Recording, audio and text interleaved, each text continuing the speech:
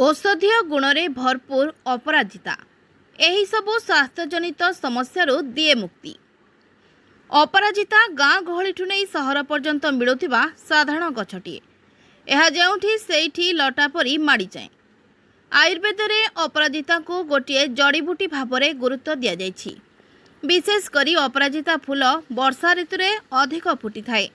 एहार आयुर्वेद रे बहुल परिमाण ने विभिन्न रोग पई उपचार करा जाए। अपराजिता दुई प्रकार देखा मिले, गोटे हूँ धला और अन्यटी हूँ नील।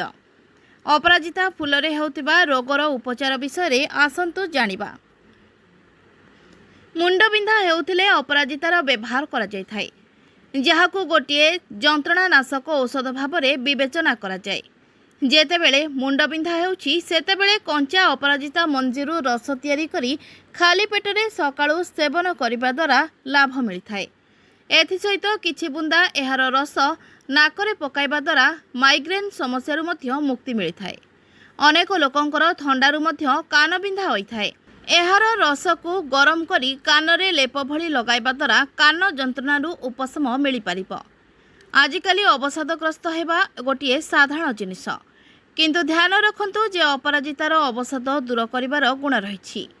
अवसादग्रस्त व्यक्ति को अपराजिता फूल को बाटी मुंडरे लेप दियागले अवसाद दूर होइथाए। मधुमेह रोगरे अपराजिता रक्त शर्करा को नियंत्रण करिबारे सहाय्य करिथाए। मधुमेह रोगी मानंकु सकाळ और रात्रिर भोजन परे अपराजिता फूलरे चाहा प्रस्तुत करी पीबाकू देबा द्वारा सेमानंकर रक्त शर्करा नियंत्रित रहिथाए।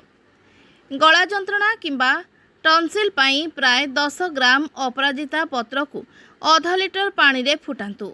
पानी अधा होई गले एहाकू छाणी नियंतु एवं एहाकू काढ़ा परी पियंतु। एहा आपणक गला जंत्रणारू यथेष्ट आराम देब। किडनी जनित समस्या पाई मध्य अपराजिता फूल खूब लाभकारी होइथाए। जदि आपण एही जंत्रणा पाउछंती तेबे 5 ग्राम अपराजिता चेर को चाउल पानी रे बाटी गोटे सप्ताह पर्यंत सकाळे और संध्या समय रे पीबा द्वारा किडनी समस्यारू मुक्ति मिलिथाए। जॉन्डिस रोगरे आक्रांत होइथिबा व्यक्ति को भिजा होइथिबा अपराजिता मंजी खूब फलप्रद होइथाए। एहाकू 1/2 ग्राम गुंड करी मोहुरे मिसाई दिन को 2 थर सेवन करिबा द्वारा जॉन्डिस रु आराम मिलिबो।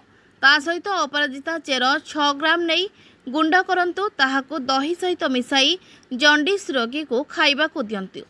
जॉन्डिस रोग दूर हेबो। एही सबु समस्या थिले अपराजिता फूलर एपरी व्यवहार करंतु।